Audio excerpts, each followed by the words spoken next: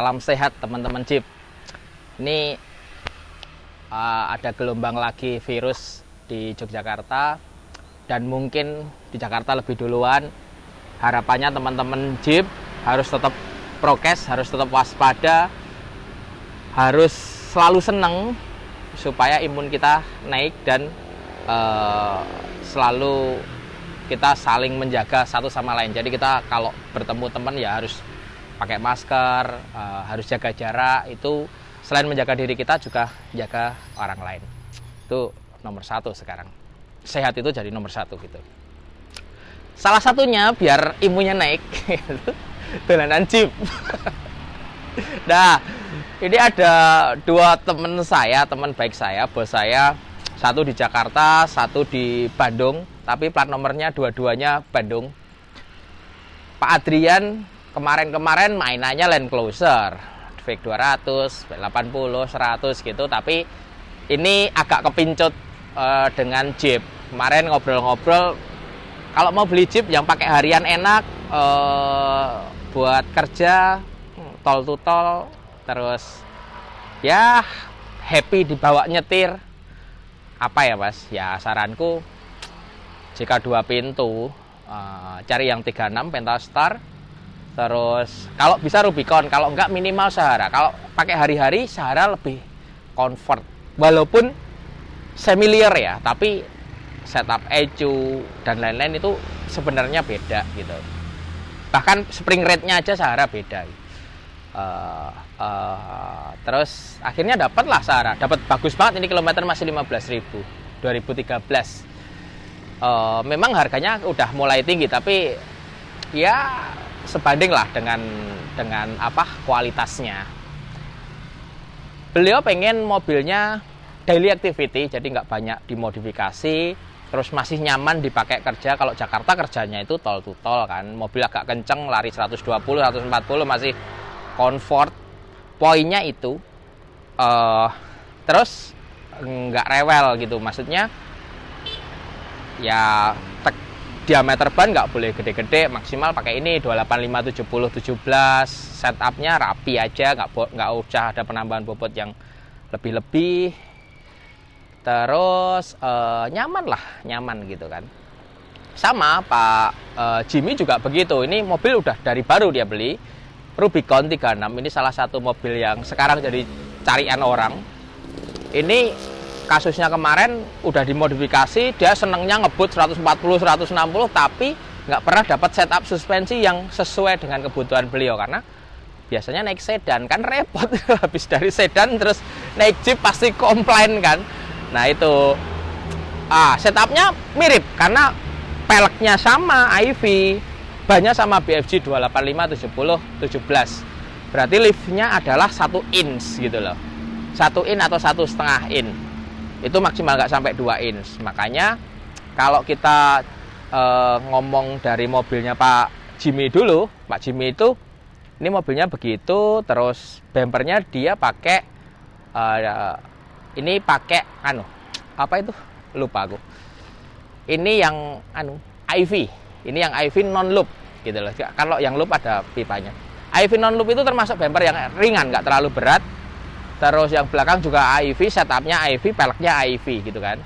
Terus karena ada penambahan bobot itu dan tire diameter dan diameter ban yang agak gede, agak berat dikit, makanya kita setup yang ini pernya pakai Teraflex yang 1,5 inch lift. Terus shockbreakernya kemarin kita pasang BB51. Arm setnya yang depan pakai JKS, yang belakang pakai Synergy. Sebenarnya JKS boleh, sinergi boleh. Kalau pakai Teraflex IR boleh. Cuma memang kemarin yang ada stok di kita itu ini, jadi nggak ada masalah. Yang penting kenapa kok ganti arm? Karena dia ada flagnya, ada Johnny Joy-nya. Jadi dia mobilnya tidak gini-gini, kalau kecepatan lebih dari 100 tidak goyang. Itu aja, sama shockbreakernya bisa di adjust sesuai dengan penambahan bobot yang tadi diceritain di depan. Lalu shockbreaker setirnya pakai Falcon. Falconnya ada 3 setelan, kita setel yang tengah-tengah. Kalau mau ngebut banget pakai yang foam gitu kan bisa. Kalau off-road pakai yang soft. Ini posisinya di tengah-tengah. Nah, ini aja sebenarnya setupnya. Cuman kalau yang Pak Jimmy ini long terotnya sudah ganti Teraflex, memang dari sana udah diganti, jadi lebih heavy duty. Sebenarnya kalau untuk ukuran ban segini pakai standar aja cukup. Track barnya ini pakai Synergy, udah cukup oke. Ini lari 100, 120, setirnya kita lepas aja, berani Pak. Nah ini 120 Pak.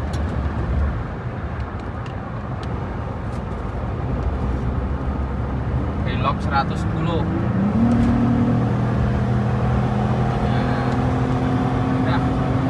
Udah nyaman banget.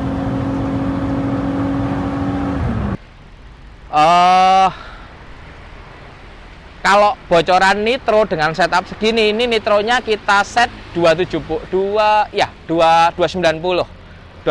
PSI, kompresnya depan itu di 4, terus ribonya di 7 posisinya, belakang kompresnya di 3, ribonya di 7 gitu. Nah nanti bisa jadi kalau mau nyetel BB51 itu ribon sama compression dinolkan dulu, dikasih tengah-tengah, habis itu kita nyetel nitronya dulu. Nitronya paling enak berapa baru kita setup, jadi lebih cepat ketemu daripada nyetel ini dulu. Nyetel ini dulu kalau nitronya basicnya nggak pas, kelamaan gitu. Tapi ini tengahin dulu, terus nitronya dipasin dulu. Sebelum itu tekanan ban di set dulu. Tekanan bannya ini di set 26 ini. Dua mobil ini di set 26 cukup lah. 26 sampai 28 oke.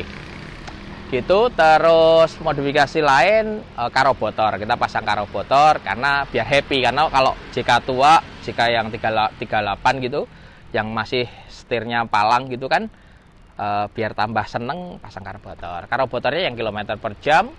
Terus nanti pasang ini headlampnya steady, murah, lumennya gede, yang karbon. Karena kebutuhan beliau itu seneng luar kota, seneng ngebut. Biasanya ngebutnya pakai sedan kan, jadi PR gitu bagi kita. Tapi udah oke, udah kita kalau masang suspensi, masang terot, masang ball joint punyanya JK, itu biasanya kita pasang dulu semuanya, kita terus habis itu kita sporing, pastiin wheelbase, track width itu semuanya 0. Kalau sudah 0 kita pakai paling setengah hari, kita gerunjalin semuanya. Setelah itu baru kita kencengin lagi, kita grease lagi. Jadi mapan. Kalau begitu pasang selesai kenceng terus dipakai bawa pulang, biasanya habis itu ada yang kendor karena belum mapan, belum fresh fit gitu loh. Nah itu harus kenceng. Sama ini yang paling penting lagi, upgrade remnya pakai Teraflex 4 pot yang big brake. Jadi ini sekarang remnya enak banget karena sudah lebih gede gitu loh. Depan belakang pakai Teraflex, jadi remnya lebih empuk kayak sedan. Kalau awalnya kan keras tapi nggak berhenti, kalau ini lebih empuk tapi lebih berhenti gitu. Ini cocok banget. Tapi ini minimal pakai ring 17 gitu. Kalau pakai AEV, pelek AEV harus diadaptor dikit, adaptor. Kalau enggak mentok dia. Kalau peleknya non AEV bisa langsung masuk. Karena AEV offsetnya plus gitu loh. Jadi tapi dengan diadaptor mobilnya lebih stabil pasti. Jadi JK itu kalau mau lebih stabil pasang aja adaptor. Aman kok adaptor itu, asal masangnya benar, Loctite, balance adaptornya yang benar, aman banget. Saya pakai off-road aja pakai adaptor. Jadi mobil ini sudah oke gitu loh. Oke, kalau besok ngebut lagi, mungkin upgrade selanjutnya adalah radiator koyarat sama oil cooler eksternal engine oil cooler, terus sama termostat yang Bisimoto gitu. Kira-kira upgrade-nya itu, tapi itu untuk upgrade engine. Kalau yang suspensi udah cukup gitu loh, udah cukup banget ini, nggak perlu mahal, nggak perlu yang high spec. Ini sudah oke. Dan ARM ini investasi yang rodok mahal, hampir 30 jutaan, tapi signifikan banget. Kalau orang yang nyetirnya perasa itu signifikan, apalagi di speed tinggi, di kecepatan tinggi atau di tempat off-road itu signifikan banget. Kalau yang Pak Ardian ini lebih anak muda nih, jadi bumpernya pakai Mopar Anniversary depan belakang, lainnya sama, cuman pernya karena yang Teraflex ini nggak ada, ini pakai per pedals 1 inch gitu. Ini sebenarnya per pedals 2 inch dipotong jadi 1 inch. tingginya jadi sama. Bedanya apa? Semiliar, mirip-mirip banget gitu loh. Mirip-mirip banget. Karakternya mirip banget.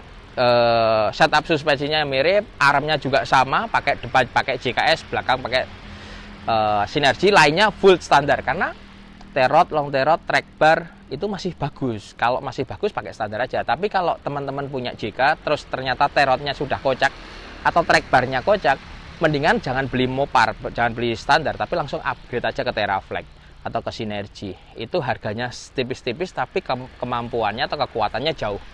Dan dia bisa di style. Dengan bisa di style itu lebih adjuster lah, bisa lebih oke.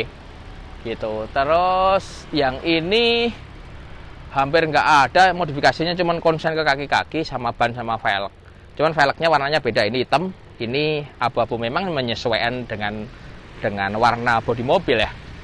Ini Sahara, jadi kalau teman-teman pengen have fun naik Jeep itu cari 2 pintu Sahara. Kalau mau off-road pakai Jeep dan have fun cari 38 Rubicon. Wah, wis enak banget itu udah. Tapi Rubicon pakai harian juga enak banget gitu. 38 bedanya apa sih mesin 38 36? 36 lebih powerful. Tapi sensornya lebih rewel. Speed sensornya mati 2 sisi, itu gearboxnya ngelok, nggak bisa pindah gigi 1 2 terus. Kalau ini mau mati semua cabut juga nggak masalah gitu. Makanya ini lebih cocok untuk off-road sebenarnya. Tenaganya lebih sedikit tapi lebih tidak mudah overheat. Ini lebih mudah overheat.